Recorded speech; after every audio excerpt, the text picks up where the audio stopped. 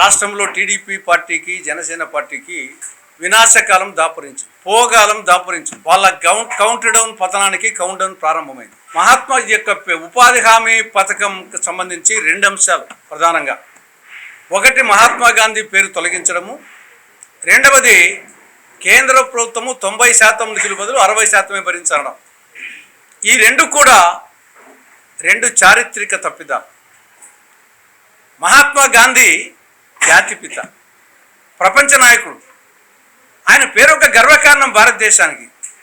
అటువంటిది మహాత్మా గాంధీ జాతీయ గ్రామీణ ఉపాధి హామీ పథకం అనే పేరు నుండి మహాత్మా గాంధీ పేరును తొలగించి Viksit Bharat, guarantee for Rozgar and Ajeevana, దాని పేరేమో ఆజీవక గ్రామీణ్ అని ఒక పేరు, నోరు తిరగని పేరు పెట్టడం జరిగింది. ఏం అవసరం వచ్చింది అంటే మోడీకి అహంకారం ఎక్కువ. 11 ఏళ్ళు ప్రధానమంత్రి అయితే కల్లా గర్వం తారాస్థాయిపోయింది. లేకుంటే మహాత్మా గాంధీ పేరు గురించి తీయాల్సిన అవసరం ఏమొచ్చింది? ఇక రెండవది వచ్చేసి 90%, 10%. ఇది రాష్ట్రాలకు ఎంతో వెసులుబాటు ఉండేది. అలాంటిది 90% నుండి 60%కి కేంద్రం తగ్గించుకొని ఇక్కడ 10% నుండి 40%కి రాష్ట్రాలకు పంపిస్తే, ఎక్కువ చేస్తే రాష్ట్రాలు భరించే పరిస్థితి ఉందా? ప్రత్యేకించి ఆంధ్రప్రదేశ్ ఇటీవల ఏర్పడిన రాష్ట్రం, ఆర్థిక ఇబ్బందులు ఉండే రాష్ట్రం ఏ విధంగా ఈ యొక్క 40% భరిస్తుంది? కాబట్టి రాబో రోజుల్లో ఈ రాష్ట్రాలకు పెను ఆర్థిక భారం అవుతుంది. రాష్ట్రాలు సక్రమంగా నిర్వర్తించలేవు. ఈయన 40% వీళ్ళు కట్టరు, 60% వాళ్ళు ఇవ్వరు. ఆఖరికి వచ్చేసి ఇది కాలగర్భంలో ఈ యొక్క ఉపాధి హామీ పథకం కలిసిపోయే ప్రమాదం ఉంది. కాబట్టి ఇప్పటికైనా మహాత్మా గాంధీతో పెట్టుకున్నటువంటి రవి అస్తమించిన బ్రిటిష్ సామ్రాజ్యమే పారిపోయింది. ఆఫ్టర్ ఆల్ మీరెంత? కాబట్టి మహాత్మా గాంధీతో పెట్టుకున్నారు, మీకు కౌంట్ డౌన్ పత్రం ప్రారంభమైంది. తర్వాత ప్రత్యేకించి టీడీపీ జనసేన, మీకు సిగ్గు లేదా? రాష్ట్ర ప్రభుత్వం రేపు ఏ విధంగా మహాత్మా గాంధీ పేరును తొలగించడానికి మీరు ఎట్లా ఒప్పుకున్నారు? 90% నుండి 60% తగ్గించుకోవడానికి మీరు ఒప్పుకున్నారు. మీ మద్దతు లేకుంటే ఈ యొక్క బిల్లు పాస్ కాదు కదా. కాబట్టి బీజేపీ చేసిన దానికంటే టీడీపీ జనసేన రాష్ట్రానికి చేస్తున్నటువంటి అన్యాయం, ద్రోహం వచ్చేసి అంతా ఇంత కాదు. కాబట్టి ఇప్పటికైనా మీకు జ్ఞానోదయం కలిగి తప్పు చేయటం మానవ లక్షణం, సర్దిద్దుకుంటే విఘ్న లక్షణం. ఇప్పటికైనా మీరు మోడీ మీద ప్రెజర్ చేస్తారో, మీరు లేకుంటే మద్దతు ఉపసంహరించుకుంటారో, ఏం చేస్తారో వచ్చేసి ఆ మహాత్మా గాంధీ పేరును కొనసాగించాలి. ఈ యొక్క నిధులు 90% ఇచ్చే విధంగా ప్రయత్నం చేయాలి. లేకుంటే మీ చేత కాకపోతే రాజీనామా చేసి మద్దతు ఉపసంహరించుకోండి, అదే తేలుతుందని చెప్పేసి హెచ్చరిస్తున్నాం. క్రమంగా రద్దు చేసి పేరు మార్చి ఆర్థిక భారాన్ని రాష్ట్రం మీద వేసి కొత్త చట్టాన్ని తీసుకొచ్చింది. చర్చ కూడా లేకుండానే పార్లమెంట్లో ఆమోదించుకుంది. ఇది చాలా దుర్మార్గమైనటువంటి విషయం. చెప్పారు, గాంధీ గారి పేరు మార్చడమే కాదు, 40% నిధులు రాష్ట్ర ప్రభుత్వం పెట్టడమే కాదు, ఇంకా రూల్స్ వస్తే ఎన్ని వస్తాయో అందులో ఉన్నాయి, షెడ్యూల్స్లో ఉంది. కేంద్ర ప్రభుత్వం ఆమోదించిన పథకాలకి ఖర్చు పెట్టాలి. ఈ రకంగా అనేక అందులో ఉన్నాయి. అందుకని అట్లాగే ఇప్పుడున్నటువంటి లబ్ధిదారుల సంఖ్యను నిర్ధారించడంలో కూడా అనేక రూల్స్ రాబోతూ ఉన్నాయి. ఇందులో దాదాపు 50% లబ్ధిదారులు కట్ చేసేటువంటిది కూడా ఉంది. ఈ పథకం 4 ఏళ్ల నాడు 1,10,000 కోట్లు ఉన్నటువంటి పథకాన్ని ఇప్పుడు వరుసన 90,000 కోట్లకి, 80,000 కోట్లకి, 70,000 కోట్లకి తగ్గించుకుంటూ వచ్చారు. ఆ తగ్గించుకుంటూ రావడమే కాకుండా ఇప్పుడు 40% రాష్ట్రాల మీద నెట్టేస్తున్నారు. ఇదంతా కుట్రపూరితంగా చేస్తుంది. అందుకే దీన్ని 540 రైతు సంఘాలతో, వ్యవసాయ కార్మిక సంఘాలతో కూడినటువంటి సంయుక్త కిసాన్ మోర్చా తిరస్కరించింది. దీన్ని ఏమైనా రద్దు చేసుకునే వరకు ప్రజా పోరాటంగా తీసుకెళ్తామని చెప్తూ ఈరోజు ఆ కాపీల్ని మన ఈ రోడ్డు మీద దగ్ధం చేసే కార్యక్రమం ఉంటుంది.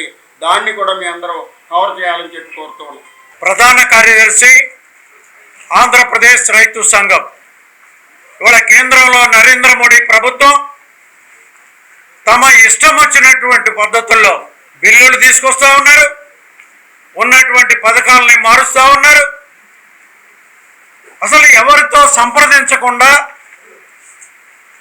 రాష్ట్ర ప్రభుత్వాలతో సంప్రదించరు, రైతాంగంతో సంప్రదించరు, మేధావులతో సంప్రదించరు, ఇష్టం వచ్చినటువంటి పద్ధతుల్లో వ్యవహరిస్తున్నారు. ఇది ఏ ప్రభుత్వానికి మంచిది కాదు. పోగాలం దాపురించినటువంటి వాళ్ళు మాత్రమే ఇట్లాంటి దుందుడుకు చర్యలకు పూనుకుంటారు. ఇవాళ జాతిపిత మహాత్మా గాంధీ పేరుతో ఉన్నటువంటి జాతీయ గ్రామీణ ఉపాధి హామీ పథకాన్ని పేరు మార్చడం అంటే, సాహసించడం అంటే ఇవాళ ఈ దేశంలో ఉండేటువంటి ప్రజానీకాన్ని అవహేళన చేసినట్టు. మహాత్మా గాంధీ తాను ఈ దేశం బాగుండాలంటే, ఈ దేశ భవిష్యత్తు బాగుండాలంటే గ్రామ సీమలు ముఖ్యం అన్నారు. గ్రామ సీమలు అభివృద్ధి చెందేటువంటి పద్ధతుల్లో ఉన్నటువంటి ఈ జాతీయ ఉపాధి హామీ పథకం ఇవాళ నిర్వీర్యం చేయటానికి, అంటే గ్రామీణ ఆర్థిక వ్యవస్థని చిన్నాభిన్నం చేసేటువంటి పద్ధతుల్లో ఇది రూపకల్పన చేయబడతా ఉంది. ఇది చట్ట రూపం ఆమోదం ఈ రూల్స్ బయటకు వస్తే మరింతగా నష్టం జరిగేటువంటి పరిస్థితి ఉంటుంది. కాబట్టి కేంద్ర ప్రభుత్వం పునరాలోచన చేయాలి. మహాత్మా గాంధీ పేరుతో ఉండేటువంటి పథకాన్ని యథావిధిగా కొనసాగించాలి. అదేవిధంగా రాష్ట్ర ప్రభుత్వం యొక్క 40% భరించాలి అనేటువంటిది ఏ రాష్ట్ర ప్రభుత్వానికి తగినటువంటి పద్ధతి కాదు ఇది. కాబట్టి రాష్ట్ర ప్రభుత్వాల ఆమోదం లేకుండా ప్రజల యొక్క ప్రయోజనాలని తాకట్టు పెట్టేటువంటి పద్ధతుల్లో కేంద్ర ప్రభుత్వం వ్యవహరిస్తున్నటువంటి ఈ విధానాన్ని మార్చుకోవాలా. ఆ రకంగా మరి ఈ పథకాన్ని పునరాలోచన చేసి సరైనటువంటి పద్ధతుల్లో అమలు చేయాలా, ఉన్నటువంటి దాన్ని ఉన్నట్టుగా అని చెప్పి కోరుతా ఉన్నాను. అఖిల భారత రైతు కూలీ సంఘం రాష్ట్ర ప్రధాన కార్యదర్శి. ఇవాళ నరేంద్ర మోడీ ప్రభుత్వం మహాత్మా జాతీయ గ్రామీణ ఉపాధి హామీ పథకాన్ని రద్దు చేసి దాని స్థానంలో రామ్ పలికే విధంగా ఒక కొత్త పథకాన్ని తీసుకొస్తుంది. దీనిలో రాష్ట్రాల మీద భారం వేసేది ఉంది. అలాగే ప్రత్యేక హోదా గురించి ఇంతకుముందే మన మిత్రులు ఒక ప్రెస్ మీట్ పెట్టారు. ప్రత్యేక హోదా ఇవ్వాల్సిన ఆంధ్ర రాష్ట్రానికి ఇవ్వకపోగా ఇవాళ ఈ నిధుల్లో 60% మేము భరిస్తాం, 40% రాష్ట్రాలు భరించాలన్నారు. అలాగే ఉత్తరాఖండ్ కానీ, కాశ్మీర్ కానీ, ఈశాన్య భారతాలు కానీ 90% కేంద్ర ప్రభుత్వం భరిస్తూ ఉంది. అంటే ప్రత్యేక హోదా వాళ్ళకు ఉన్నట్టే కదా అని ఈ సందర్భంగా నేను గుర్తు చేస్తూ ఉన్నాను. అందుకని ప్రత్యేక హోదా ఇవ్వాల్సిన ఆంధ్ర రాష్ట్రానికి హోదా ఇవ్వకపోవడం కానీ, రాష్ట్రాల మీద భారం పెంచడం కానీ, పని దినాలు తగ్గించడం కానీ, అలాగే దీనిలో జాబ్ కార్డులు తగ్గించడం కానీ, ఇటువంటి కుట్రపూరిత చర్యలకి పాల్పడి క్రమంగా ఈ పథకానికి తిలోదకాలు ఇవ్వడానికి కేంద్ర ప్రభుత్వం పూనుకుంది.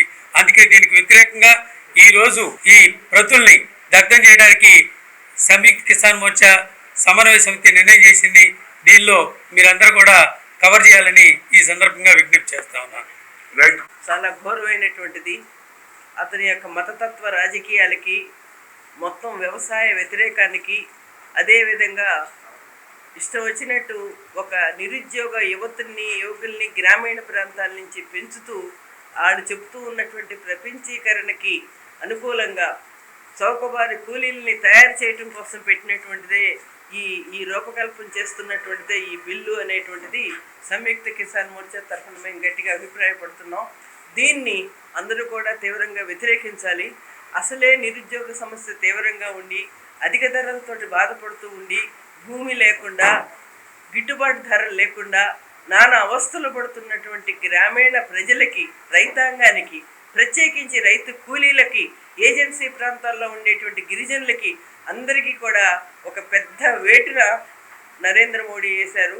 ఇది మాత్రం చాలా తీవ్రంగా ఖండించాల్సిన అవసరం ఉంది. ఇదే బిల్లులో నిన్న కాక మొన్న 4 లేబర్ కోడ్లు వేయటము, మళ్ళీ అదేవిధంగా ఇప్పుడు ఈ పార్లమెంట్ సమావేశంలో ఈ బిల్లుని మళ్ళీ ఆమోదించి గ్రామీణ ప్రాంతాల్లో రైతాంగం మీద తీవ్రమైనటువంటి ఒత్తిడి తేవటానికి పూనుకుంటున్నారు. ఇది దేశంలో ఉండేటువంటి ప్రజలు, ప్రజా సంఘాలు, ప్రజాస్వామికవాదులు, మేధావులు మొత్తం అందరూ కూడా తీవ్రంగా దీన్ని వ్యతిరేకించాల్సినటువంటి సమయం ఆసన్నమైందని మేము సంయుక్త కిసాన్ మోర్చా తరఫున అభిప్రాయపడుతున్నాం.